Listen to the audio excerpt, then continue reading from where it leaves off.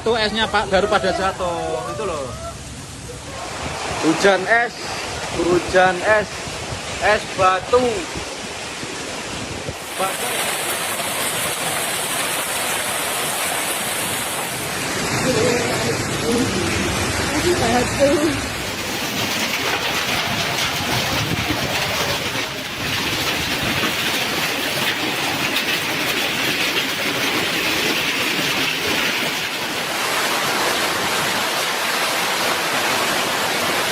Ya, ini tadi pukul 15 menit ya, 15 menit. Jadi kita teman-teman itu ada yang keluar dari si halaman kantor pusat ini, kemudian mengetahui kalau ada hujan es dari teplok gitu, sehingga teman-teman yang ada di ruangan itu pada keluar semua. Dan benar-benar memang di lingkungan kantor pusat IBM ini terjadi hujan es.